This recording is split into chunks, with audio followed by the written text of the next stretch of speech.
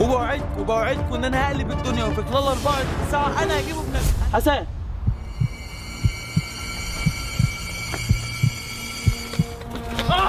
يا حسين، يا حسين،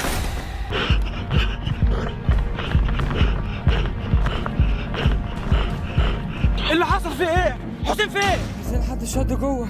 بتقول ايه؟ انت وسبته يا غبي؟ انت عويل. انا كنت خايف، هعمل ايه؟ هعمل ايه يا رب؟ هو ايه اللي بيحصل معانا ده؟ يا حسين! حسين! اخويا اختي بعد اذنكم اعملوا لايك واشتراك في القناه عشان يوصلكم كل جديد، وقولوا لي ايه رايكم. رجاله الحسن والحسين اتخطفوا امبارح. كان الحسين بيدور على الحسن لحد ما وصل لاوضه ضلمه، فحد شده من الاوضه. معاه رن على شاور وقال له الحسين اتخطف. ايه يا شاور؟ يا شاور انا حصل مشكله معايا كبيره دلوقتي. اللوكيشن اللي انت بعته لنا اللي فيه حسين دخل جوه في اوضه، حسين دخل جوه عشان يجيب حسن منها، في حد شده جوه مش عارف هو دخل. انا مش عارف اعمل ايه، انا خايف. يخرب بيتك، قلنا خليه يخش الاوضه. انت بعت على انهي لوكيشن يا ابني؟ يا شاور ما هو انت اللي بعت لنا اللوكيشن ده اللي في الاوضه. يا ابني انا بعت اللوكيشن الاولاني غلط، اللوكيشن التاني هو اللي صح. شاور قفل معاه السكه، فالواد كان متدمر وخايف ومش عارف يعمل ايه. ففكر ورن على بلال، فبلال قال له ثانيه وانا هجيلك ومش عارف ايه وكده، فبلال جاله.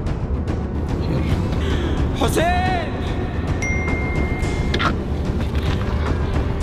هو اللي جابكوا هنا يا ابني؟ والله العظيم انتوا ليه بتفكروا من دماغكم؟ والله يا شاور هو اللي بعت اللوكيشن، انا ما اعرفش ان كل ده هيحصل. انت بتستعبط يا ابني. والله العظيم انا هو اللوكيشن عمر اللي بعته لنا والله. وانت تشاور عمر شاور ليه يا عم؟ واحنا مش متثبتين مع حسن.